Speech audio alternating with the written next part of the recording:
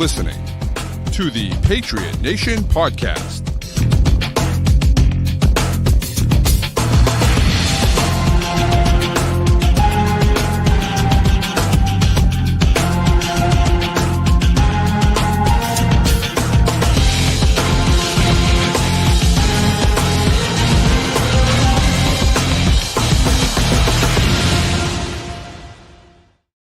All right, welcome to another edition of the Patriot Nation Podcast. As always, your guy Pat Lane here with my man Matt St. Jean.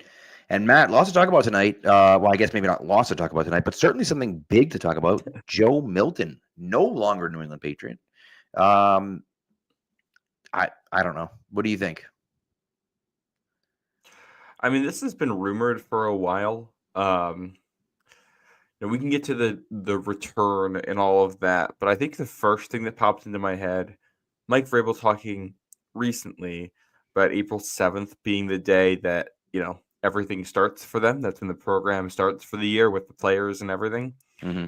And there has been intentionality this offseason to make sure that they have the correct leadership in the locker room, in the right environment, and the right culture. The fact that this trade is happening just a couple days before things start, and all the reporting about Milton just not being a fit in the locker room with May. This isn't even Milton. It's not a character question. It's just not the right fit with he and May for what May needs. That seems like they were coming up on probably an internal deadline to make sure that the culture was established day one and they hit the ground running. Well, I think that's the biggest thing. Look, at the end of the day, right, would I have liked to have gotten more for Joe Milton? Absolutely. I would have liked to have gotten more for Joe Milton. Do I think he was worth more than that? Probably, right? But I also think we've kind of overblown who Joe Milton is, right? Like, Joe Milton was drafted just a year ago in the 6th round for a reason, okay? He was the 3rd quarterback on the Patriots all season long last year for a reason, right? He is not an efficient reader of defenses. Like, he's not. He is not an accurate quarterback. That's not who he is, right? And now that doesn't mean that he can't be successful in the NFL. There's a chance, an outside chance, that he could finally put it all together at 26 or 27 years old, could finally put it all together and figure it out and be, a good player. That's certainly a possibility. I just feel like the likelihood of that is low. And so, if you wanted to move on from him, listen, ultimately what it comes down to is this. In a perfect world, Joe Milton has played his final snap for the New England Patriots. Full stop. So then you're trading him anyways. I don't want to hear this crap about, well, you got to have a good backup because what if Drake May gets hurt? You're going to go into the season saying, what if Drake May gets hurt? Like, what are we talking about? That's insane.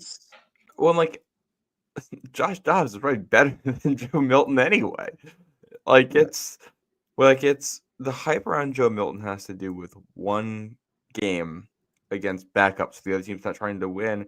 Dobbs has had performances as good, if not better, in real games. He's not a good quarterback at all. But the idea that I think they already upgraded the backup spot by bringing in Dobbs. And yeah, the whole thing is crazy to me. Pat, do you still have me, by the way? Yeah, I don't know what's going on with my. Can you hear me? Yeah, I can hear you. I just don't know what's going on with my camera. All right. It says apparently it was unplugged, but that's not true. All righty. Well, Pat figures that out. A little trivia time for the audience. Since Joe Milton got to college in 2018, started playing college football in 2018, 7 years ago, how many 300-yard passing games does he have? He has 3. A whopping 3. He just has not been productive as a passer. There's a reason a guy with that physical talent is a day 3 pick available where he is. I like him. He seems like a good guy. I like the flashes that we had seen against the Bills. There's stuff to like there, but this isn't. He's a fringe roster guy, and this is someone who in college Goes to Michigan first. Works with Jim Harbaugh, QB guru Jim Harbaugh, and doesn't get developed. And then he goes to Tennessee, where their offense is very QB friendly and where, it's a big QB development spot lately in that offense. It hasn't turned into NFL talent, but they've been able to develop in-house guys. And he doesn't win the starting job when he gets there. He has to wait. It takes him time to get there. It takes him until his 6th year of college until he's that guy. He's had opportunities in really good situations to develop all throughout his career. And he's gotten better. Not monumentally better. We're back. Here we go. Brandon was also saying your mic wasn't working great either, so I'm not sure what's going on. We're having all sorts of issues today. Here's what I will say. Okay. I have no control over the volume of my mic, by the way, Brandon. I don't believe. I don't know. Yeah, I don't. I'll just talk louder, I guess. I don't know. I will say, right, and you gave the stat of Joe Milton, and I heard you before I had my medical malfunction over here. You gave the stat of Joe Milton having 43 career games. 43 career games. And is that just college, or are you including his NFL? That's just college. That's just college. So add in one NFL game into that. Okay. 44 games. So 44 career games. But in college, 43 career games, 3 games over 300 yards passing, 5 games over 50 yards rushing, 0 games over 90 yards rushing, not one. Yeah. So everyone talks about, well, I mean, of course he's not throwing the ball a lot because he's running. No, he's not. He's not running. And here's a guy that can throw, 90 yards down the field. Whoop-de-doo. It doesn't matter. 61% completion percentage in his career in college. And listen, he was great against the Bills in the last game of the season. He was. He played awesome. The Bills were actively trying to lose that game. They went into that week trying to lose. They were trying to. Because if they tried to lose, the Patriots lose out on the number 1 pick. Losing was actually better for the Bills than winning because they screwed the Patriots over. If we were in that situation, if the Patriots were in that situation, we 100% would have tried to lose, which is exactly what they did. And you can say, oh, well, he looked good against the defense. The defense was scrubs. Guys that don't play. Not only that, but guys, number 1, that don't play. And number 2, they weren't even scheming things up. They were just out there playing.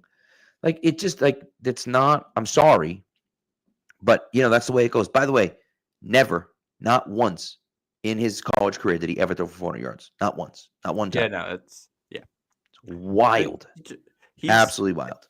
He's an uber talented human being. It just has never come together for him as a quarterback, and I hope it does for him in Dallas. Right. I like that landing spot in theory because if they're moving on from Dak at some point, he has an opportunity to get himself into a conversation here. But we talk about if we want to talk about the return for a second. Yeah, it's Pat. Are you ready for this? I am. According to the Rich Hill, member of the PNN network draft chart. The Patriots in this trade give up pick 217 as a value of 3 points on the chart. They get back pick 171, which has a value of 8 points on the chart. Pat, how many points of value do the Patriots get there? If they're getting 8 and they're sending 3. 5. Yes. Now, guess what draft pick also equals 5 points of value? Pick 193. What pick do you think Joe Milton was taken with? Pick 193? Yes. Nailed it. They basically just kicked the can down the road 1 year with this. Yeah. With that draft pick. That's what this is.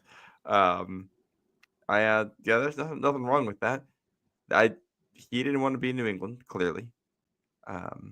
I don't think they really wanted him anymore either, if it was going to be an issue at all. We're talking about going into year 2, day 3 quarterback. That guy is, if he's causing issues, you don't think twice. You just move on. Correct. It's not complicated.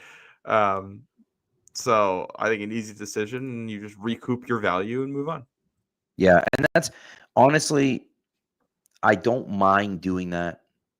And Burley says, which I think is true, like it's player dump. Mhm. It's a player dump. Uh, at the end of the day, and I don't want to say that Drake May couldn't handle the competition from Joe Milton, because that's not the way it should be phrased. That's not the way it should be said, and I don't believe that. But what I will say is this: it was unnecessary to have anybody competing with Drake May. Drake May is your starting quarterback. He is the quarterback of your future. Period. That's it. And so for me, I looked at it and said, well, if Milton is going to be in constant competition with Drake May, and not just going against Drake May, but pissed at the coaching staff that he's not getting a fair shot at being the starting quarterback, or he doesn't feel like he's getting a fair shot at being the quarterback. What? I don't know. I just don't like, what difference does it make? Like, why do you need that guy here? And listen, did I want them to hold on to him a little bit longer? Maybe he impresses in the spring and he impresses in training camp and somebody goes down with an injury. And oh my God, we need a quarterback. This kid looked good. Looks good in training camp. He, had 2 joint practices and looked good in both of them. And so we can go get him, right? And so I think that, I think that's it. I would have liked them to have done that. But at the end of the day, if this is what you're getting back, there wasn't much out there, right? And so, it's not like you're turning down a 3rd round pick and we'll just take a 5th for him in a 7th. That's just not happening. When's the last time a backup quarterback went for anything beyond like a 6th round? Like Justin Fields got a 6th round pick when he got traded. Like there's Right. just not a market for these guys. No. Backup quarterbacks, guys who are talented but not good at playing quarterback, are a dime a dozen in the NFL. Like Correct. it's like 40 of those guys around. Yeah. That's the thing. Like if there weren't any locker room issues with Milton, like there apparently have been, you're not making this trade. You're keeping him, and you're letting, you sign Dobbs as kind of an insurance policy against Milton, and you let the 2 of them battle for the QB2 job during camp, hoping that Milton beats him out. But you've got Dobbs just in case, things just don't go the way you plan. But that's not what happened here. Right. And, life goes on. And Burley, by the way, makes a point about Matt Flynn, and you're not wrong, Burley, Matt Flynn, but Matt Flynn had like a good 5-game stretch where he like looked incredible for like 4 or 5, 6 games in a row. Like, wasn't he the first Packers quarterback to throw for like 400 yards in back-to-back games? It was something foolish like that. Yeah. He came here and I think beat the Patriots. I think they lost that game. No. Patriots won. That's the Dan Connolly game. Well, I knew it was the Dan Connolly game, but I couldn't remember if they won the game or not. But I knew Matt Flynn threw for like 370 yards or something like that. It was crazy. Yeah. Did the Seahawks trade for him, or was that a no? And Paper Waves just said it too. Like he was a free agent, but he got a big deal. That was the year that they drafted Russell Wilson. They signed him to a huge contract and drafted Russell Wilson in the 3rd round, and Russell Wilson beat him out. So even if Matt Flynn is an example of a backup quarterback getting paid, he was immediately replaced and then never started a game ever again for anyone else. He was orders of magnitude more productive than what we've seen from Joe Milton. Yes, correct. Milton hasn't done anything except essentially like have a good preseason game. Right. Like that's what it is. Yeah. Which isn't good. Like that's why you got an even return on value, because like Milton is, if it was Joe Milton, everything that we knew about Joe Milton coming out of college, but you're getting him now, he would be less valuable in theory. Why? Because one, you're getting him for one less year on the contract. It's 3 years instead of 4, and he's a year older. So like it's an asset that would have depreciated a year. He had 1 good game that didn't matter, and that kind of cancels out the depreciation. Combined with the fact that you have to move him given the situation, and that's you get what looks like fair value. I will say on this, we talk about the locker room stuff. I don't remember exactly what I said about it on here at the time. I did think last training camp, him backflipping all the time during everything was weird. Yeah. I assumed that the coaches were okay with it because it wasn't a distraction internally, and everyone was like, "Oh, this is fun."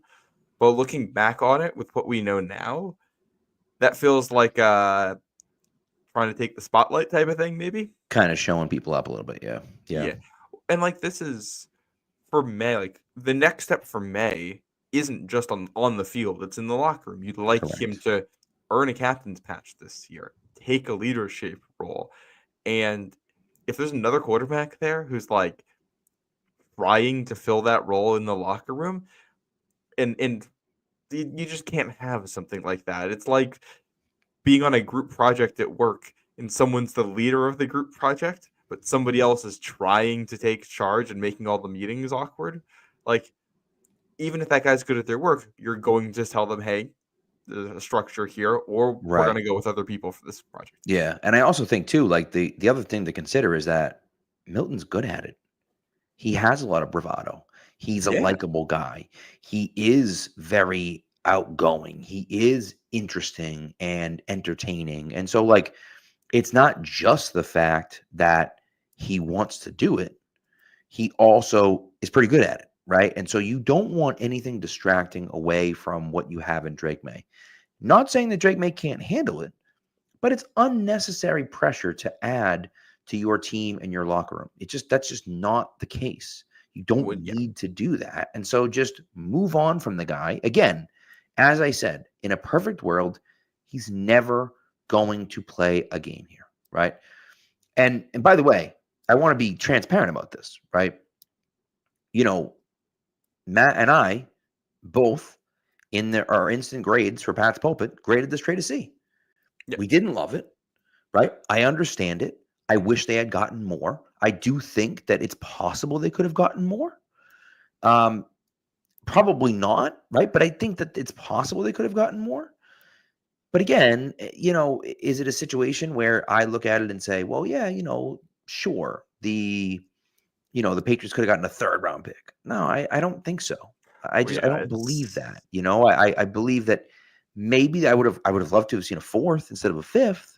And a compensation fifth at that point. But, look, it is what it is. And honestly, I think we move on. He goes down to Dallas. Maybe he succeeds, maybe he doesn't. But either way, it doesn't matter. You have two guys back there. Josh Dobbs, he's not great, but he's fine, and he's a professional quarterback. And that's what you want and need behind Drake May. And he's willing to play the backup role if needed, which, again, Milton's not willing to do, the stuff that comes like, there's things that come with the job of being a backup quarterback, right? Other than being good at football. Like, you have to be kind of a quarterback's coach to a degree with the guys there. And, what this reminds me of a little bit, and it's not 1-to-1, but like 2021, there's a lot of reasons that went into the decision making. But when Mac Jones wins the job, Cam Newton's out. Mm-hmm. And there's, I think, part of that is a similar dynamic of you just can't have when you're a rookie starting quarterback or a young starting quarterback and having the backup is as charismatic as Cam Newton was at the time. Right. That's going to be a locker room thing. And obviously, Cam Newton much more accomplished and probably would have been much better in that role than it sounds like Milton was. And also, there were other factors at play here other than just the leadership qualities. But they're clearly looking for May to step into one of those roles. And like I said at the top, we talk about the X's and O's of this. I think they're probably still upgraded the backup quarterback position by bringing in Dobbs. He is someone with much more proven success in the NFL than what Milton had. So like there's a world where like Milton maybe doesn't even make the Cowboys next year. Like that's very much a possibility because he's still an unknown. Right. And I also think too that at the end of the day, right, it doesn't matter. You don't need like Josh Dobbs can be your backup quarterback. Fine. Are you gonna be like, all right, we're gonna be fine if Drake May gets hurt? No, you're not gonna be fine if Drake May gets hurt. We're gonna be in a world of trouble if Drake May gets hurt and misses serious time. Are we gonna be, did I want to prepare for that to have Joe Milton? Well, first of all, I wouldn't feel comfortable with Joe Milton starting multiple games for the Patriots anyways. Yeah. But I'm not keeping a guy on the roster simply because, well, what if my starting guy gets hurt? He's the quarterback. If he goes down, you're screwed. He's the future. He is the guy. He's QB1, right? Did we keep a great backup behind Tom Brady because if Tom Brady went down, we'd be screwed? No. We kept a guy that was a professional guy, and sometimes we drafted young guys and kept them around. Maybe sometimes we didn't, right? A lot of times they drafted guys, but they didn't pan out for whatever reason. Kevin O'Connell and the list goes on and on and on and on and on, right? A million guys, right? I feel like they're all offensive coordinators or head coaches now in the NFL. Cliff Kingsbury. Yeah, Cliff Kingsbury. There was another one too. Zach Robinson was one of them, right? So there's a bunch of those guys that came through, couldn't really play, and then, only was here a year or two. And I just think that, I don't have a problem with that. That's not who Joe Milton is. That's just not who he is. And that's okay. There's nothing wrong with that. Well, at least at this point in his career, a couple years in the NFL, he might season into that kind of guy. And right. If the 04 Pats are not winning Super Bowl 39 if Brady goes down and Rohan Davey has to play. Correct. That is correct. So and you look to the future here for what the Patriots are going to do. I don't think this really has any impact on if they draft a quarterback this year, because for the regular season, you need 2 quarterbacks. You don't need more than that. And if you'd like a third quarterback, you can draft one if there's someone you happen to like and you want to bring in, a guy like that as a backup to develop, or you can just sign someone for camp and they can be a camp body and they'll throw all the reps with the third team when your starter and your backup need a break. They're going to get 10 throws a day and you keep them on the practice squad all year as a break glass in case of emergency option. I feel like that's probably the direction we're heading. If they like a quarterback, they like a quarterback, but this roster has a lot of holes in it, and starting quarterback is not one of them. And right now, backup quarterback is not one of them. So I think you're only throwing that big at quarterback if you just happen to like someone on the board. Right. And Nagan, you're not wrong. Nagan says, imagine if you want everyone with a starter mentality. I agree. But you don't need to have a second-year player who's trying to be a starter. You just don't need that. Josh Dobbs is a veteran player who is a backup. That's what I want. You should have the mentality that if you get put in the game, you believe that you will be successful. You need that. You also need to accept the role that you currently have on the roster and try to excel in what that role calls for. Right. Got to be able to do both. Yep. And player confidence is very much separate from being able to embrace being a team player. Exactly. All right, one more thing before we do our ad break. A few people asked about it. Mike Vrabel talked about Travis Hunter a little bit, not extensively, but a little bit. Mentioned the fact that he thought it would be difficult for Hunter to play both wide receiver and corner in the NFL. Do you think there's any truth to what Mike Vrabel said, or if he was just saying that to throw some cold water on the idea? Are you asking if there's truth to the statement that it would be difficult for a player to play on both sides of the football? Clearly, right? But no, and obviously it would be, right? But but does it? I think that the comment was a factual comment, but I think also was, maybe he could play both. I don't know. We'll see. It's not, I don't think it means anything. I think he's just saying, that sounds pretty hard to do. Right. It's. If you listen to any draft analyst talk about Travis Hunter, they're going to say playing on both sides of the ball in the NFL would be very hard to do. Right. And also, he did it in college, so maybe it happens. If Milton, if Vrabel can figure it out and get one of these guys here, there's a famous story my dad tells, loves the story, and it's a Red Auerbach story. Dave Cowens was like guaranteed to be the number 1 pick, like 100% going to be the number 1 pick. Everyone knew it. Dave Cowens was the guy. And Red went to a Cowens game.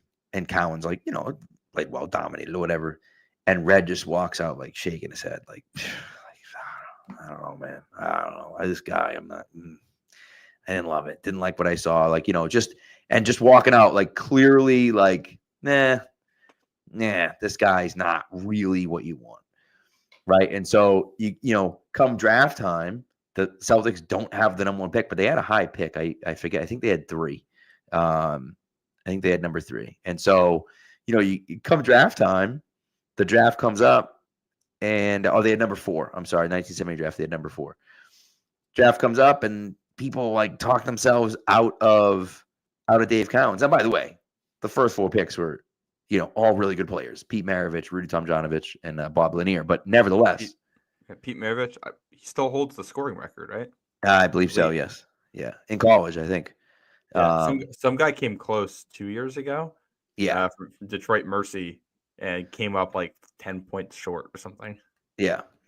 So, but anyways, but it comes up to number 4, and guess who the Celtics take? Dave Collins, right? And so it just goes to show you that he got him there. So maybe if Vrabel can, well, no, you know what? I don't know if he can play both ways. That's awfully difficult. Are you sure? I'm not sure he can do that. Well, and then Well, we'll and take him at 4, I guess. well, here's the thing: if Travis Hunter couldn't play both ways in the NFL, he'd still be worthy of taking where I he's going to agree. get taken because he's a really good prospect. I That's agree. everything that I heard from Vrabel in that press conference was him basically giving like a boilerplate summary of what everyone has said about these prospects. Right. And I don't think there's anything to read into it. I think he's intentionally giving the most bland statements possible. I do agree. I agree with that. Yeah. But nevertheless, I just want to mention something here from Nagan because I feel like this is revisionist history a little bit. Bledsoe hated Brady for years because Brady never gave it up. Bledsoe had to come to terms with being dropped as the starter. I can't hold it against Milton. First, on the Brady to Bledsoe part of that, when Brady's the backup, we have a lot of video evidence of Brady being a very good backup quarterback to Bledsoe, of him doing the things that came with it, and being on the headset and doing the stuff. Like, that was something he absolutely did. He bought into the role when he had to. He thought he could be the starter, but he embraced being a backup and was ready for it. Belichick is not gonna, you don't get moved up from number 4 to number 2 on the depth chart if you're not embracing that stuff under him in particular. And then the reverse, when Bledsoe ends up getting benched, he gave the one really bad presser. Yeah. And then after that, bought in, at least publicly. I can't speak to what things were like in that locker room. And obviously that was a difficult situation for Drew, which he has handled admirably ever since. Well, and then of course, he had every right to be up, especially after the Pittsburgh game. He had every right to hold it against Bill Belichick for eternity that he didn't get to be the one playing in that Super Bowl, and hold it against Tom and do that, and he never did. But the relationship between Brady and Bledsoe, it wasn't great. It was competitive. It was heated, but they did also support one another. And you see the walkout for Super Bowl 36 with the two of them before the game, and Brady saying to Bledsoe, "I told you I was going to get you here." It can be brotherly and competitive at the same time, which it was. I agree. So, it's one of those things. And again, you want your guys with that mentality, but they have to also accept the role that they have, right? Mm-hmm. And then, are you pushing to get more playing time and you pushing to be the guy? Sure. But you're not publicly doing that. You're not making noise. Do you think the Patriots were the ones leaking information about, he wants to go and be a starter somewhere else? That's not Patriots aren't leaking that information. It's coming from Milton's camp. So, they were ready to move on. And I think that, I don't necessarily blame them. I will also say I do I just think it makes sense. You need Drake May to be the guy. And in Bledsoe's case, it helps that Brady became the GOAT. You got it okay, he's the greatest player of all time. I guess it's not it's not, okay, fine. Not so bad, Bill was right. What do you want me to do? Yeah. So there's something else I was gonna. Oh yeah. The other factor of this, we are 3 years, not even 3 years removed from the crowd chanting for Bailey Zappi during a Mac Jones game. Quite frankly, the fact that Tom Brady happened, I think, has given this fan base the idea that every time a backup quarterback has a good game, that's the guy, and that has gotten into the psyche. And that's just, and the other one that happened was also Jimmy and then Jacoby in 2016 when both of them came in and had strong performances. Garoppolo dicing up the Dolphins on week 2, and the next week, and Brissett leads them to a 27-0 victory against Houston. Yeah. But that's, you can handle some of that with Brady being the quarterback, the discussion, because it's Tom Brady. we got a young kid in May, and there's no reason to repeat the whole Mac Jones, the backups going for the job thing and the media hysterics that come with it. Because forget what happens in the room. Is it good for Drake? Is it beneficial for Drake May if Joe Milton has a good day in training camp on July 28th? And now 98.5 for the next 6 weeks is going to start talking about, hey, maybe this guy, let's split reps 50-50 and see what we got here. Well, I think, and Jared makes the point that Mac Jones wasn't good. He's right. No. Mac Jones wasn't good. But that's the point. Mac Jones wasn't good. Sure, you might have been looking for someone else to kind of be that starter. Drake May is good, right? And so, it's one of those things where, like, you don't want a certain sect of the fan base rooting for the backup quarterback. You don't want that, right? And Joe Milton's a fun player. He's a gregarious, he's outgoing, he's like, he's one of those guys that's like energetic and fun. And so some people are going to want that on their team. Some people are going to want that as a starting quarterback. And if that's the case, then now they're rooting against the starting quarterback that you have currently, and that you just don't want to get into that situation. So, especially if it's week 1 and May just has a stinker, the team hasn't come together yet. We still know the team's not very good. Let's say they're playing on the road and right. They just don't open the season very well. Do you want a week of talk radio of people calling in saying, hey, should Joe Milton start next week? Like and I don't think May is probably hearing a lot of that, but it's just not something you want to introduce if you can avoid it, especially if you know that there's an internal dynamic to go along. Absolutely. With it too. And Burley makes a good point, Michael Bishop. If Michael Bishop had happened nowadays, and not in 1996, 1997, somewhere around there, Michael Bishop would have been like the most talked about guy on sports radio. People would have been going nuts about Michael Bishop. He's got a crazy arm, and Bledsoe can't even be in there for the Hail Mary passes because Bishop could throw it further than him, and blah, blah, blah, blah, blah, blah, blah, all this stuff over and over and over again. Bledsoe has one bad game, and we're rooting for Michael Bishop to go in. So, that's actually a good poll, probably Burley. But back then, it wasn't a 24-hour news cycle. You weren't having, 3 different shows on Boston Sports Talk Radio having to fill 4 hours of content, and talking about this over and over and over again. So, different situation. But I think if Bishop had happened, during that cycle, that would have been a true quarterback controversy in the media, just with the fans in the media, because it kind of was just around the fans. Like, people loved Michael Bishop. And so, and it's, you go back to even 2008, they touch on it in the Dynasty. Yep. How Brady, even after coming off a 50 touchdown season and all of that stuff, still felt a little intimidated by what happened with Matt Castle. Yep. And that's the guy who's the greatest to ever do it. So, again, it's just, Dobbs is a good enough insurance policy. If there's issues created by the guy who's there, then, even return on value, which is what it seems like they got here, is a pretty good trade for getting rid of the headache. Yeah. And ultimately, can you be upset they didn't get more? Sure. You can be upset if they didn't get more. But I think we all understand that he had to get traded. And, ultimately the return was what the return was. And by the way, there's a report that came out that said the Patriots turned down more to send him where he wanted to go. That 1,000% came from the team. 1,000% that came from the team. Yeah. And, I don't know exactly what that means. I don't know what they were going to, but you think the Patriots are turning a 4th round pick down because Joe Milton wants to go to Dallas? Like, get out of here, dude. Well, maybe Philadelphia wanted him and was offering pick 168 instead of 171. Like, you know what I mean? Like, and it was just come on. And we're probably talking some combination here of teams offering a late 5th for Milton in the 7th, or teams at the top of the 6th probably just offering a 6th for Milton. Right. And it's, is that more valuable? Maybe, because you get a whole extra draft pick out of it, but there's also a certain amount of, beauty in the eye of the beholder here. And the one thing we didn't talk about here is the Patriots had a really big gap in between where their picks were in this That's true. Draft. And they just moved up to make that gap a lot smaller, which I'm like, it doesn't get factored into a trade calculator, but you just watch enough of these trades go down, and it's pretty clear that teams do not like situations where there's a whole 70 spot gap in the draft where they don't have a pick.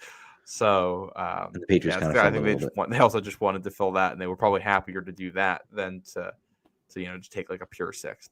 Agreed. Yeah. All right, let's get into our ad break. Before we do, though, Articular Pack, appreciate you, man. Nice hat. I do like it. I do. $10. $10, dude. Damn. At the I went to you the look like $1 million. Well, you know what? Look at you. I appreciate you, sir. So, but yeah.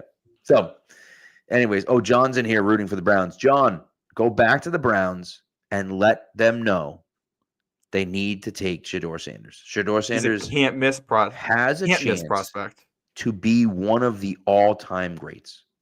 Right? You can take your jersey with all the names in the back and throw it in the trash and just go out and buy a Shedeur Sanders jersey and you'll be good to go. Just draft Shedeur Sanders and all your problems will be fixed.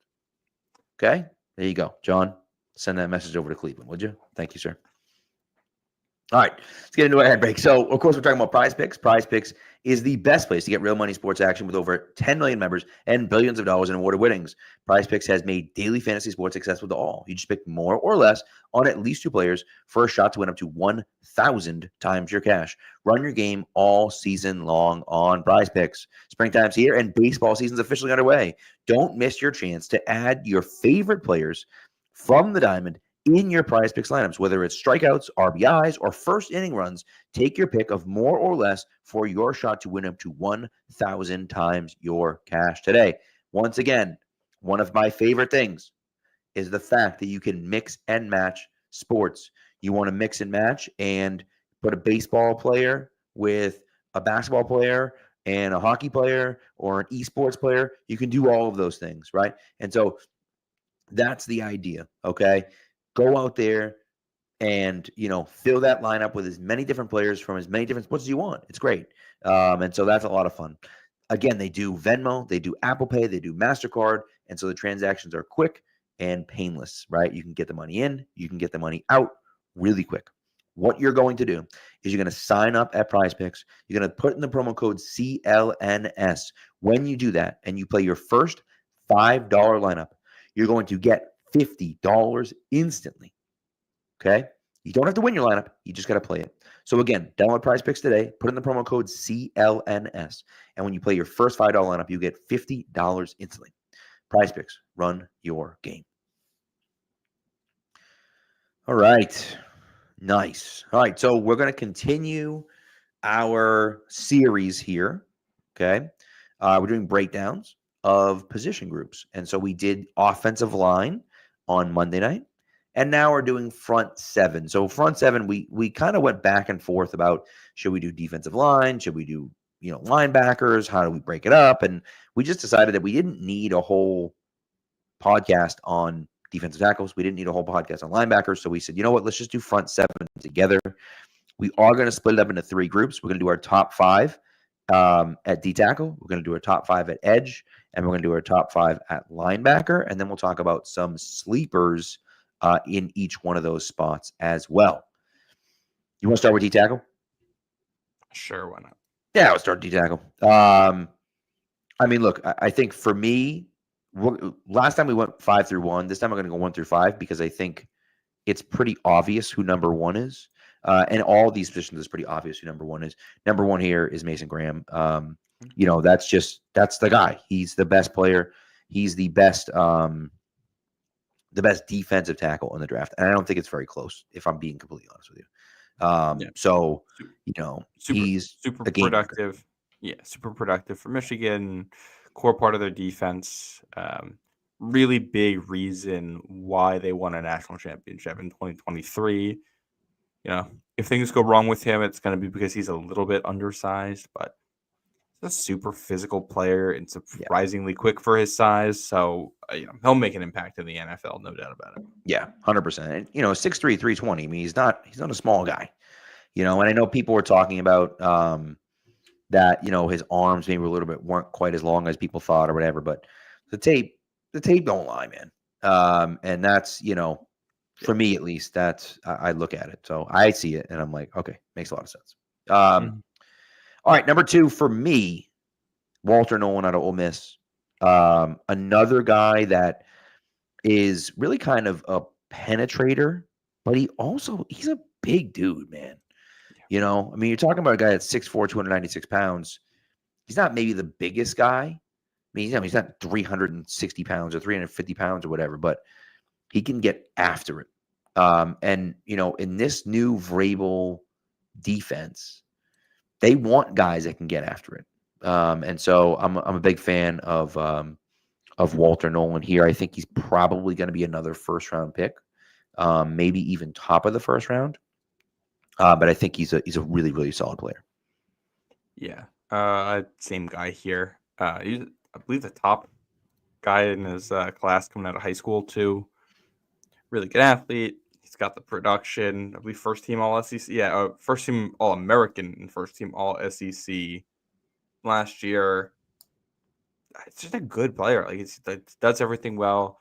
Needs more refinement, I think, in everything. But he's still, only played for 3 years. He was at Texas A&M for 2 years too, and Texas A&M. We're going to get to that here in this episode as well. Yep. I don't think they quite fully understand how to utilize. Like they have so much talent in their front seven. I don't think they've really understood how to utilize it with everything they got going on over there. So Nolan had his best season last year with Ole Miss, and just a really good player. Probably a guy that goes in the gap here for New England. Someone who's going to go. You're never taking this guy at 4, and there's no way he's on the board at 38. Yeah, I agree. I agree with that. So, yep. So we'll see. That's Walter Nolan, though, at number 2. Number 3 for me, let's go from a guy that was the number 1 guy in his draft class to a guy who is a 3-star athlete coming out of high school that has really made a name for himself at Michigan again. I'm going with Kenneth Grant. Big boy, man. 6'4", weighed in at 331, somewhere around 330, 340 pounds. And he can move. He can push the pocket. He's a pretty good pass rusher, and he's also very good against the run. I don't know if he's the best fit for the Patriots because of the size that he's at. I don't know if he's going to mesh with what Barmore already does. But he's also a guy that kind of does what Barmore does, where he's good against the run, but he also is good against the pass. And so he's a guy that I wouldn't hate them taking at 38. I don't know if he's going to make it all the way to 38. No. But I wouldn't necessarily hate him at 38. So I've got him as my number 4. The only reasons I have him lower, he's really, really athletic, but he's not especially for his size. So the clip of him, if you haven't seen it, you should look up. He's at 340 pounds or whatever he is, chasing down a running back from behind, like 40 yards down the field.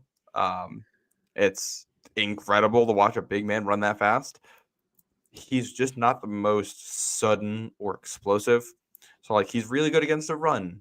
But when he loses, it's because he's just not quite explosive enough to make the strength work, to get the advantage that he needs to get. And that's the same weakness as a pass rusher. So, the way that the floor falls out for him in his career is that he's just a big guy who gets relegated to the role of run stuffer, and he isn't quick enough to be effective at it at anything beyond like a rotational run stuffer kind of role. But the ceiling's also really high because the athletic traits are good. So this to me is a late first, early second round type guy. And again, a key part of that defense that won Michigan a national championship. He and Mason Graham together worked off each other very well. I agree. All right. So you said you had him at 4. Who did you have at 3? I've got Derek Harmon out of Oregon, and he was also played for 3 years played for 2 and redshirted 1 at Michigan State. He was a second team All-American. He was third team All Big Ten, which it's still really weird for me that Oregon's. I see. Oh, he left Michigan State and he's still third team All Big Ten. What do you mean? Oh, yeah, that's still hurts me. Yeah. But yeah, movable piece on the interior. He's got long arms, 34 3/8 inches, 313 pounds. So he is, a little bit of a tweener in a good way. You can move him around the defensive line. He can be effective at different spots. 45 tackles, 10.5 tackles for a loss, 5 sacks last year. So productive, 2 gap, just a super well-rounded defensive lineman here. And I think that's why he gets the nod for me over Kenneth Grant. Yeah, I like him. He was my 4th. And so I agree with everything you said. I'm on board with it. I think that, I like him. And I think that he, he's still kind of progressing a little bit. I think he's got some growing to do as far as, with some of the technique and things like that. But I like him quite a bit.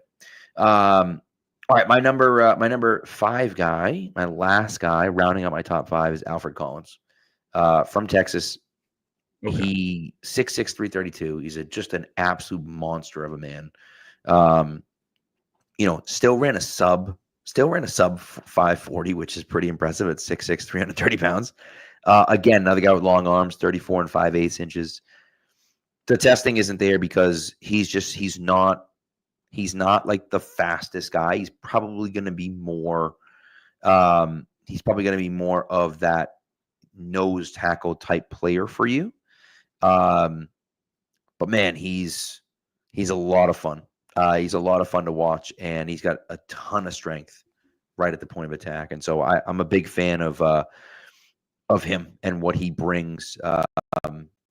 He's not like the best pass rusher, but I like the idea of just having a guy that can you put him in the middle and just plug the run up, and draft that guy. And somewhere in the 2nd, maybe even the early 3rd, I could see him going. There might be guys that that are going to get drafted higher than him, but I like Alfred Collins quite a bit. Yeah. I went a different direction with this. I'd go with Tyleik Williams out of Ohio State here. I like Alfred Collins. Role-wise, there's some similarities here. Collins and Williams are both run stuffers. I just prefer what Tyleik Williams does a little bit better. He's a 3-tech instead of a nose tackle.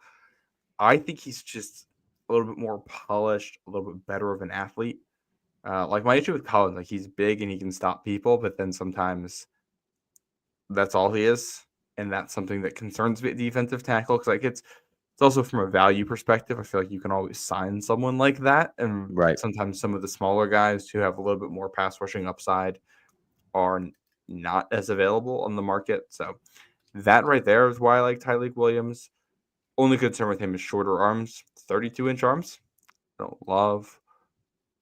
And so he's he may be maxed out already. 4 years at Ohio State, all Big Ten the last 2 years, 3rd team, honorable mention his first 2 years. So he's just been a super solid player for them since year 1. And I think he'd probably step into a Lawrence Guy type role right away in the NFL with the ability to get, we're talking prime Lawrence Guy, the ability to really step it up with the pass rushing. Yeah, I agree with you. I like that. I like that a lot. I like Williams quite a bit. He was kind of teetering on that 5 for me. But I ended up going with Collins. 2 guys that I like a lot that are outside of the 1st round, maybe even outside of the 2nd round, are Deion Walker and Darius Alexander. Deion Walker is just an absolute unit from Kentucky. Just super, super traitsy, big size, wingspan for days. It's 6'7", 331, just an absolute freak. And I'm a fan of him quite a bit. But again, he's super raw. And so maybe you're getting a guy that, is another Keon White type player. He's also not necessarily young. You're looking at a guy that's, he's only 21. He's young. So he is pretty young.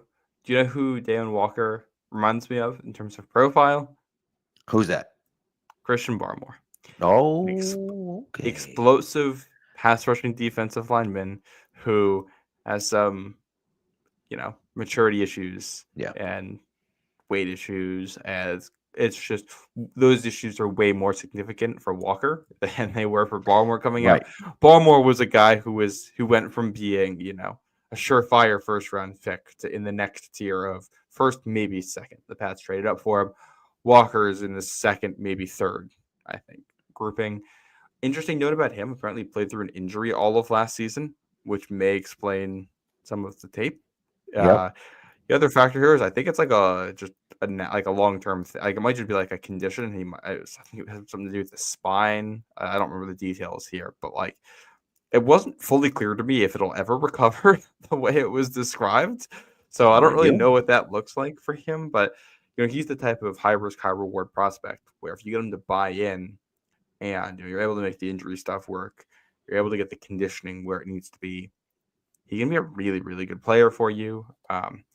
Another guy I like, TJ Sanders out of South Carolina. So like a 3-tech pass rusher. Just there's some plays on tape where you go, oh, you can do that. I think he'll be useful in the NFL. Ty Robinson, we talked about on here before. Yep. From Nebraska. I just double check I have this right. Yeah, he had the highest relative athletic score, RAS, of any defensive tackle this year. Which is something that made me go, there's some good stuff there for him. Really athletic player. So somebody, it interests me. And then one other one. I'm going to give a shout out to my friend Tommy Godin because this is one of his favorite players. Vernon Broughton for Texas. This is the other defensive tackle at Texas next to Alfred Collins. Okay. Fun player. And you see him he's one of those guys you're watching Collins on tape. And it's like, oh, that other guy just did something cool. I like that. Yeah. And those are always the fun guys when you're like, you're watching something and you're like, oh, where'd that guy come from? Right. And so, I'm always a fan of guys like that as well. So, and look, I think that, for me, it's one of those things where I think the Patriots are going to be all in on defensive line as well. I think that I'll say they won't draft one in the first round unless it's one guy, or at least certainly at number 4, right? But I do think that day 2 is a place where we could see them take a defensive lineman, and I think that would make a ton of sense, right? Yep. And so, we'll see, but that's what I think is going to happen. So, and a lot of good ones to choose from. A couple of names I'm looking at this real quick. Cam Jackson's a really good athlete out of Florida. JJ Pegues, we've talked about lineman / fullback. Yep. Yeah. Howard Cross, we've talked about. We like Zeke Biggers, people like him. And then I'm forgetting the name, but who was the guy who weighed in at like 400 something pounds? Oh God, it was the kid from oh God, I can see him. That was his name. Was he from Florida? I think he was from Florida. Yeah. Matt Menino said the Florida guy too. Desmond Watson. That's it, Desmond Watson. Yeah, an absolute unit. Like you talk about, just an absolute monster of a man. So don't make a lot of human beings like so. No, and that's the thing is that at the end of the day, right? Like when you see a guy like that 6'5", 464, right? Like 36 reps on the bench, right? Like he's a beast. Now he ran almost a 6 flat 40, and he had a 25 inch vertical. So he's not exactly going to be running around people, but he doesn't need to when he's 464 pounds. So, that's the idea with that as well. And a few other names people have thrown out here. Nelson threw out Tyrion Ingram Dawkins from Georgia. Look, give me a defensive lineman from Georgia. Give me defensive players from Georgia. I'm in. Like, you tell me it's a defensive player from Georgia, I'm in. He's probably been speeding quite a bit, but he's also probably a talented defensive player, and I'm cool with it. So, So there you go. Yeah. And so just something on DT. Yeah, just something on Ingram. 36-inch vert, 124-inch broad jump, 4.86 40, 6'5", 276. So, I'm not sure if he's a little bit more of an edge, kind of D lineman / edge, but nevertheless. So, all right, let's go to edge. Edge number 1, obviously, Abdul Carter. We've talked about him ad nauseum. We don't even have to talk about him right now. Clearly, number 1. If he's there at number 4, the Patriots should take him immediately, unless Travis Hunter's on the board, which isn't going to happen. One of them is going to be gone, and so we'll see what happens. My number 2, My number 2, Michael Williams. Again, out of Georgia. Give me Georgia defenders. Just give me Georgia defenders. I don't care. 6'5", 260, pretty good 40, huge wingspan, can get after the quarterback as well. And so, but he's also really good against the run. He may actually be a better run defender than he is a pass rusher. But I do think that, he brings enough to the pass rush that I think that you can have him grow from that. But having a guy that's good against the run already, I think, is a good thing. And then you can build up his pass rushing skills from there. Yeah. Michael Williams was my third guy. I like him.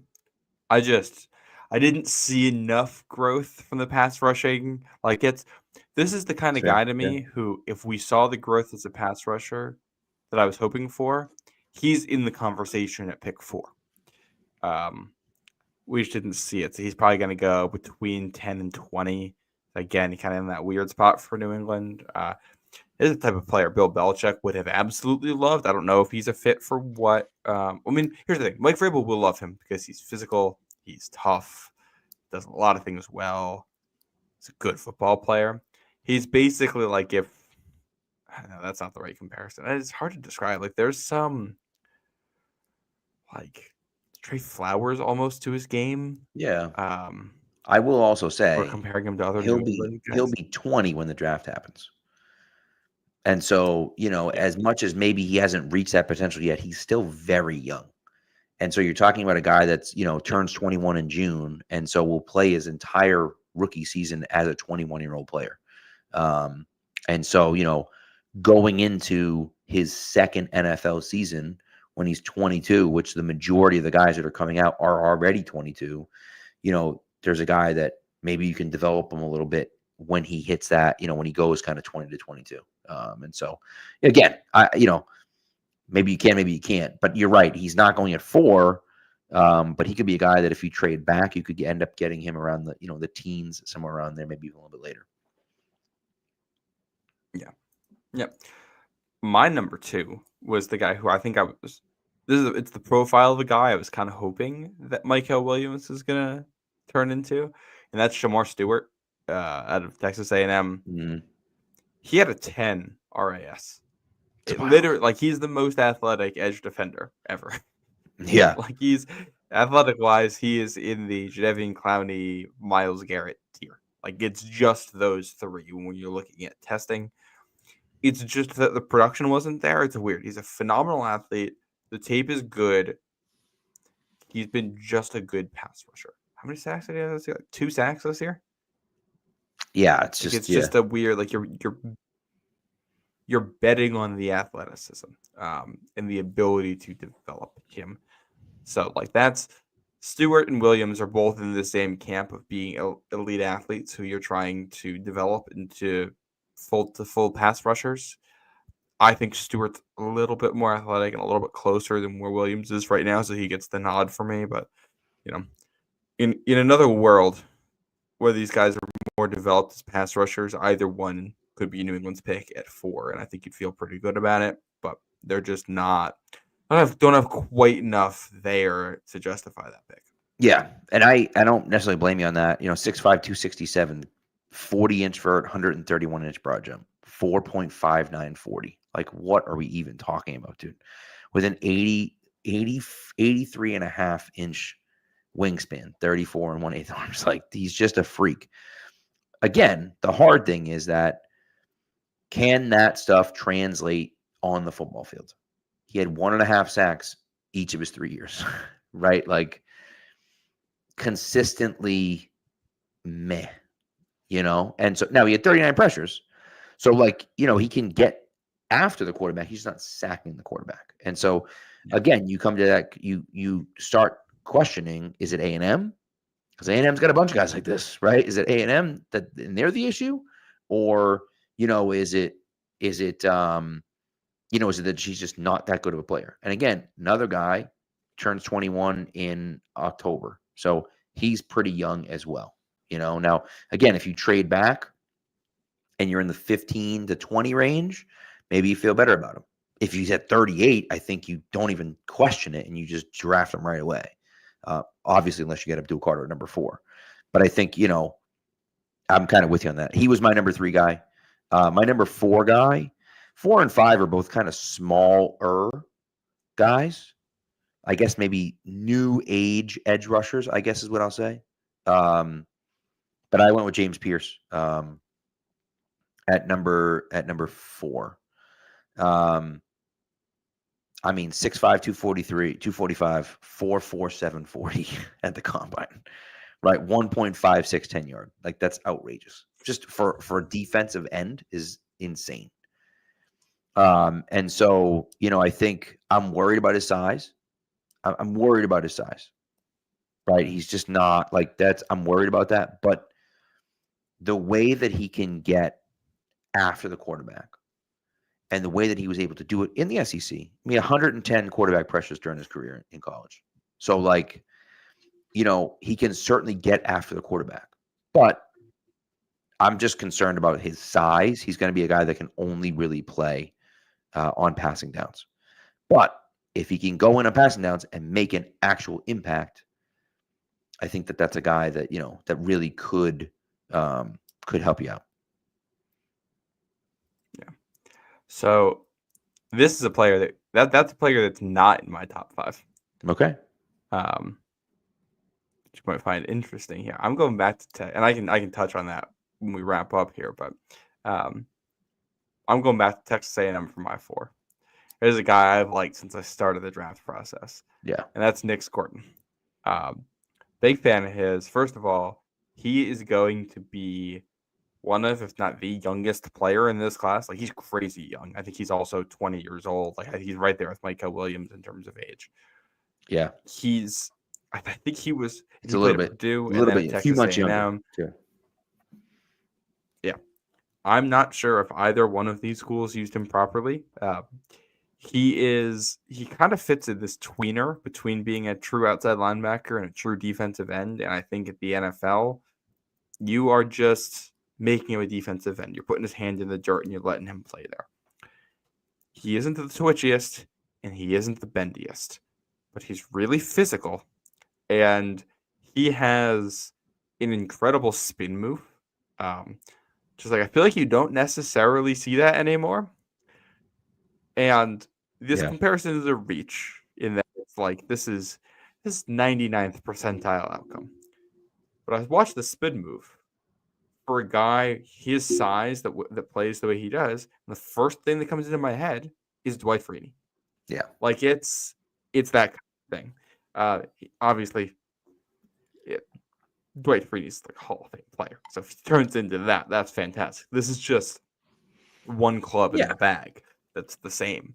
Right. But it was interesting, and like, he has all the physical traits that you want. I think you just bulk him up a little bit in the NFL, and he's the kind of guy who can be, I think a good first top rusher and an even better complementary rusher. If you can have him as your second guy off the edge, working with someone who's really good, like I really, really like him in that role. I've been a fan of Scorton's for a while. I see him as a first round pick. Not everyone sees him that way, though. Which, yeah, I mean, I think that makes a ton of sense. But yeah. And Nikhil in the chat mentioned the Patriots did have a top 30 visit with Scorton. I like him. This is honestly somebody I think Bill Belichick too would have loved. That type of flexible edge defender. That would have been his type of guy, and I think he might be one of the rare types that's like clearly a fit for both the Bill Belichick defense and the Mike Vrabel defense. Yeah. All right. I like Scorton quite a bit. He actually, I think if I had gone to 6, he would have been number 6 on my list. But he wasn't in my top 5 either. Mm-hmm. And the reason why is because off-field issues be damned. I'm going with Mike Green at number 5. Had some questionable past things that he talked about at the combine. Was never charged with anything. This happened in high school, allegedly. He said he never did anything wrong. Was accused of doing some things, though. And so, not ideal, obviously, but nothing happened from it either. But again, 6'3", 240, 251, ran a 4.5 740 and a 6.85 3-cone drill.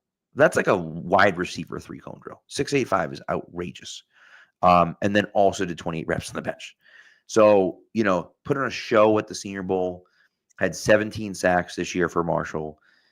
I think, can step in day one and be a legitimate threat off the edge of the pass rusher. Again, there's some questions in the past. I think we kind of have to, ask the question of what's really there. Was any of that true? What was the situation? But as a player on the football field, I think that he's really good. And so I think that, he's a guy that I would take a chance on if you're comfortable with what you have. So you're not going to find Mike Green on my list either. To me, Green and Pierce both fall in the mold of the undersized edge rusher. Yep. And to me, I have a really hard time with these guys because they can so easily get just forced off the field. Right. That's always my number one thing. If you aren't quite good enough as an edge rusher and you can't defend the run, what are you doing on the field? Why am I putting you on? Why am I even putting you out there? Pierce for me is weird because he almost doesn't have pass rush moves. He just gets all these sacks. I'm not quite sure how. He just kind of runs in a straight line to the quarterback and gets there. Right. And he's crazy athletic. I like him as a player in that regard. I think there's a lot to work with there. Green, I think there's some really, really good reps on tape. There were also a couple moments on tape where he really badly lost contain on the quarterback and didn't quite have, looked like he didn't have the agility to recover from it. And that concerned me. And both of these guys have character issues, right. Pierce and Green. And I'm just not, if I'm taking a guy in the top, I think all top 40 guys, I don't want a guy where you got two trapdoors in the profile. There's one trapdoor for character issues where they're just there's no bottom to that. And there's one for run defense for both of these guys where you can't put them out there. So they're not in my top 5. The guy who is my 5th, Landon Jackson at Arkansas. He was the second best testing edge at the combine. And I think athleticism matters a lot here. There was actually, I'll recommend it, a good episode of the Athletic Podcast last week where they looked at some data about edge rushers and who succeeds at the next level and who doesn't. And one thing that they mentioned was that there's a category of players on day 2 and day 3 who are high production guys in college, guys who get a lot of sacks, but who do not test well at the combine. They're not that athletic. And they go through the list and they're like, the Patriots took or acquired 5 of these guys. They're 15 total players, and a third of them played for the Patriots at some point. And it was, who's the guy the Patriots picked up this year, mid-season? Crap. You putting me on the spot, and I can't remember what the hell his name is. Yeah. No. We all, I don't have it. Yes, but we know who you're talking about. Yep. Uche was on this list. Anthony Jennings was on this list. Ronnie Perkins was on this list. And one thing they noticed was that, especially on day 2, guys who are really good athletes without production tend to do better than the guys who have really good production but that don't test well. And Landon Jackson falls much closer to the athlete without the numbers category here. So that's something I'm kind of leaning towards as higher floor. Jackson's a great athlete. He is high energy, physical player, still learning the position. Not quite, he's a bit of a tweener on the end. So I'm not quite sure where he's going to fall in the NFL and where people are going to line him up. I think probably just a straight up defensive end. But he has all the tools to be successful. So I like him. And if we're just throwing team fits out there, but I look at Landon, honestly, Nick Scorton and Landon Jackson as guys like Baltimore at the end of the first Mhm. round, like that. Both of these guys feel like fits for them, and they could probably use a little more edge rushing. So curious if they decide to go in this direction. I agree. By the way, Matt says Yannick Ngakoue. That's the guy we were talking about. That you Yep. were asking about, right? That they picked up midway. That was the guy. So, Yeah. So yes, thank you, Matt. Appreciate that. Just a few other guys. Jared Ivey from Ole Miss. I believe they had a top 30 visit with him. Mhm. Savion Jones, who I like out of LSU. Oladejo from UCLA. We talked about on one of our mock draft specials. And Antoine Powell Island, who I like quite a bit. I had him, I believe, in my first mock, my 1.0. Again, a little bit undersized, 6'3", 258. So he's not very big. 4'6", 40, 36.5-inch vert, and a 124-inch broad jump, right? So he's an explosive athlete.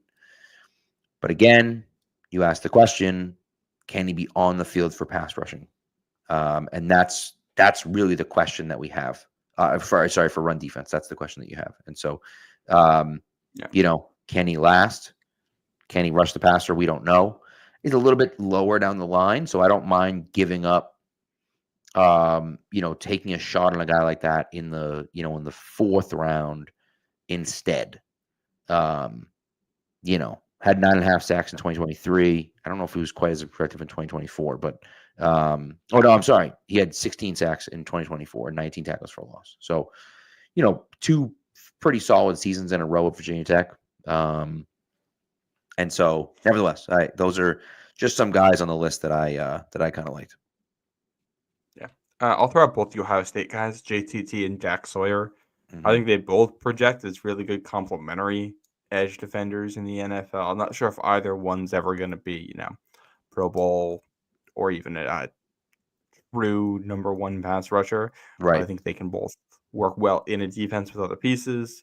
Braden Swinson from LSU is a guy who's been getting love lately who interests me. Oladejo. I think we both like Oladejo. Yeah. Yeah. And like Princely, I still can't do this name. Yeah, I have no idea. Out of Ole Miss. Yeah. Falls in this weird, like Josiah Stewart, Kyle Kennard kind of all fall in this weird category of guys who were good as pass rushers. I just don't quite know how to project it. You're talking about with Princely, you're talking about a guy that weighed in at 244 pounds. Yeah, it's just really like small. All three of those guys are undersized edge rushers who had sack production, but I just don't know if they're what they look like as NFL players. Yeah, and the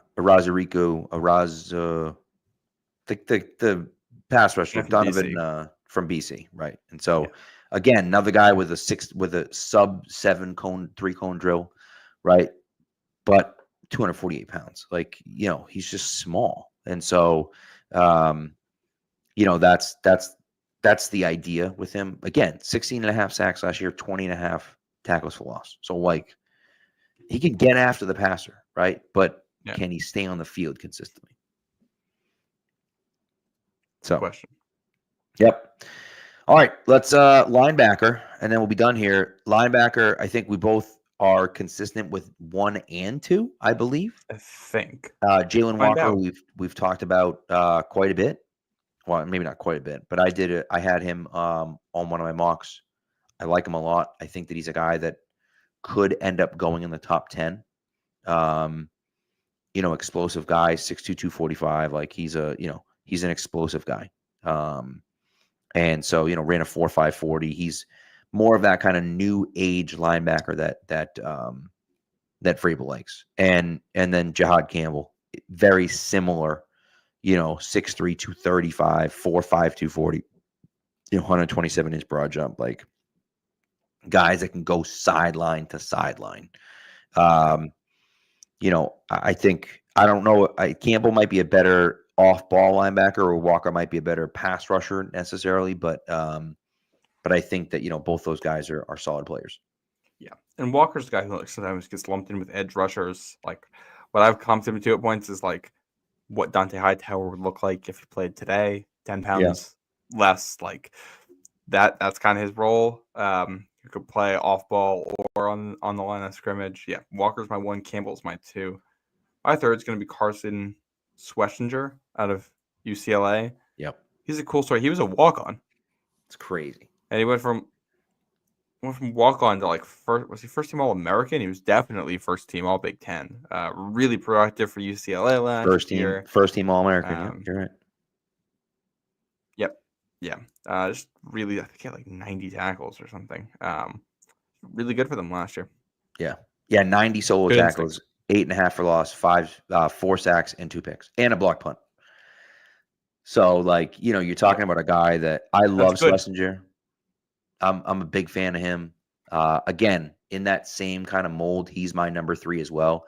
In that same kind of mold of like smaller guys that can go side to side. I'm a big fan of Schlesinger. I actually think Schlesinger might be the best fit for the Patriots because of where he's going to get drafted. He will get drafted a little bit lower than Walker and Campbell. And although linebacker is something that's important to them, I don't think it's their most pressing need. And so I don't think they should be taking a linebacker in the first round. I guess maybe if they love the guy, but I think that they have more pressing needs, unless you're in a situation where you're in the late 20s and you've traded back a few times and you've picked up a bunch of assets and you're like, this guy is clearly the best player on the board. Fine. But I think that they have more needs than that. So my number 4, because Schlesinger is 3 for me, my number 4 is Demetrius Knight from South Carolina. Again, these guys are all kind of these new age linebackers, 6'2", 235, 4'5", 840, right? Like these are all these guys. They can fly around. They go sideline to sideline. Knight played 4 years at Georgia Tech and then went to South Carolina. 96 tackles, first team all AAC. And so, So anyways, so I think I'm a fan. Actually, I think that was at Charlotte. I'm sorry. So I think he played 4 years at Georgia Tech, then went to Charlotte, and then went to South Carolina for 1 year. So he's an older player. He's been in college football for quite a while. But I like the kid. So there you go. Yeah. He's not on mine. I just kind of lean toward athleticism here with my top 5 because so much of what happens at linebacker is mental, and I feel like learned in the NFL. So I like drafting guys who are athletic and then teaching them. I think it's very fair. Going with Danny Stutzman out of Oklahoma. First of all, you watch his highlights, and you're going to see some big hits. He flies. I mean, flies around a football field. He played for Oklahoma last year. I think still learning how to take on blocks at the second level. Still inconsistent with reading things out. When he reads things correctly, I mean, you can hear the hits, and that gives him some upside, I think, in coverage as well. So, I think this is where you're looking at these are solid mid to late day 2 guys. But I like Stutzman, and I think he's got some real potential.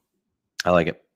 He was not on my top 5, but he's close. My 5th guy on my list is a little bit undersized. Again, I just keep going with undersized guys. I don't know what the hell's wrong with me, but I'm going with CP3, Chris Paul, Ole Miss, another Ole Miss defender, 6'1", 222. He's small, right? 4'6", in the 40. Not like the most explosive guy. He's got short arms too, right? I don't love that. But I do just think that, he's a guy that was at Arkansas, played well at SEC, in the SEC, and then transferred to Ole Miss. And so, finished with 50 solo tackles, 11 tackles for loss, 3.5 sacks. And for me, it was the coverage as well. He's a good cover linebacker as well. And so I think that that's something the Patriots don't really have a lot of. He's a smaller guy, right? So he's almost like a safety at his size, right? But he does kind of bring that downhill hitting as well. And so Chris Paul is my number 5 guy on the list. Yeah. He was someone. I'm going to touch on him after. I have some stuff that applies to a couple of guys in this class. He's not on my list either. My next guy is Smail Mondon. I've loved him for a while. Talking about him on the show. Georgia defender. If you watch any Georgia player, I've watched a lot with Michael Williams and Jalen Walker at the top of this class, you'll just notice that this dude just keeps showing up around the football constantly. He's just always there. He's one of the best testers at the combine for the position, just like Stutzman. They are both, I think, in the top 10 in RAS for linebackers. He's just got a real nose for the football. And I like that instinct. I like his athleticism. A little undersized, but athletic enough to make up for it, I think. So I like him a lot.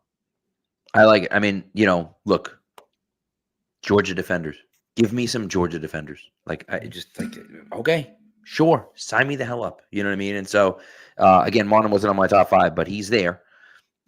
He's a Georgia defender, and so I'm in. Yeah. You had something you want to say about Chris Paul? This class in general, there were a bunch of guys at linebacker in this class who I really liked something about their profile, and they just didn't test well enough for me to like buy in. Paul for me is one of those guys, which I think he actually goes by Pooh Paul. I think that's his nickname. I think actually you're right. Yeah. Yeah. He was a guy like that for me. Jeffrey Bossa was a guy like that for me who really did not. He's an undersized linebacker who just didn't test very well. Yeah. Jenkins, I think, falls into this category from Iowa. Yeah. Like he's almost like a safety playing linebacker, but his arms are so short and it really shows up on the tape. Yeah. And it's like, okay, I would rather draft a big safety than put you on the field. Well, right. And when he's running a 4.8 40 or whatever it was. Now, again, that doesn't necessarily matter, but when that's what he's running, it's not great, Yeah. I think Shamar James from Florida was in this group of guys too. He's like, all right, underside, like Shamar James, Jay Higgins, Jeffrey Boss are all guys who are supposed to be good coverage guys, and all of them are undersized, and none of them tested as fast as I would like them to be at that size. Yeah. So, like in theory, all of those guys are fits for what Mike Vrabel wants, but I don't think that they're at like just like a little bit too dialed down in athleticism for my liking for that type. Do you still have one more? You still have to give your 5? No, I already gave my 5. My 5th was Chris Paul because I had Demetrius Knight in there as well. Okay, I just had one other name I wanted to mention, which is Cody Simon from Ohio State. Really smart player, not as athletic as the other guys on here. He's like a 3rd rounder to me. I think he'd probably be 6 for me on this. Just a good player. Yeah, it does everything as a backer.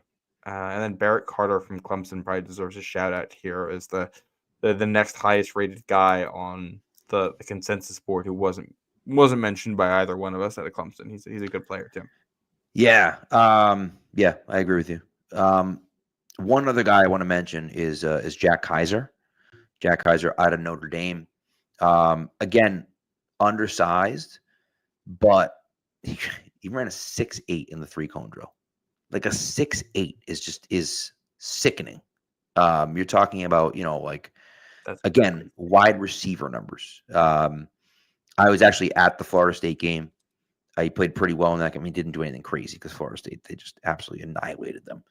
But, he's a guy that is kind of, again, like around the football, had 2 pick sixes in one of the, I think it's first or second year in 2021 back in the day. A little bit older, right? But again, a guy that I think can be a useful player. He's not getting drafted, probably maybe at the end of day 2 he's getting drafted. But a useful player. I think he's has decent athleticism, but not necessarily the long speed of some other guys.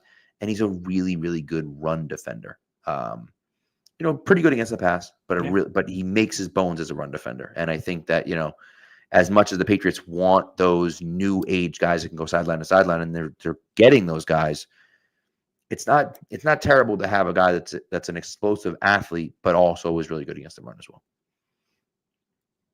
Yeah. So there you go.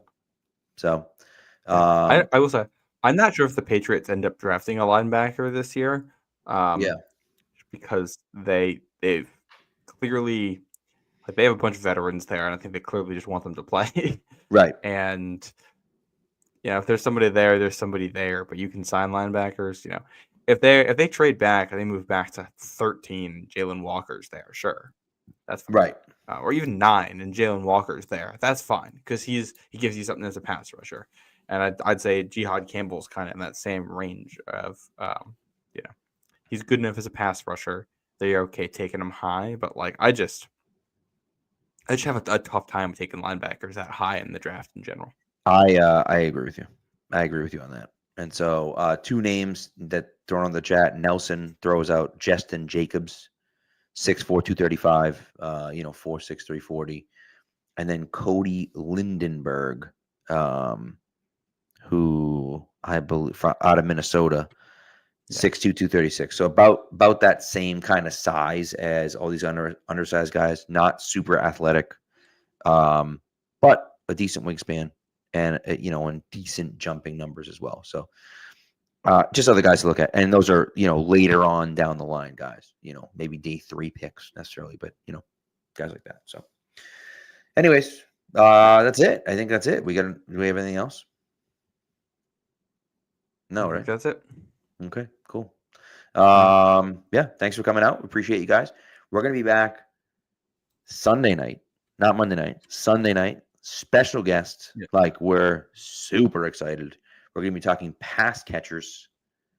And like I'm not even going to give you the guest name because it's like a monster guest. I'm very excited. And so be here Sunday night, 10 Elliot o'clock. Wolf. Elliot Wolf, yeah, right. No, be here 10 o'clock Sunday night. I think you'll be more excited than if it were Elliot Wolf. So nevertheless, thanks for tuning in, guys. Be good to each other and go Pats.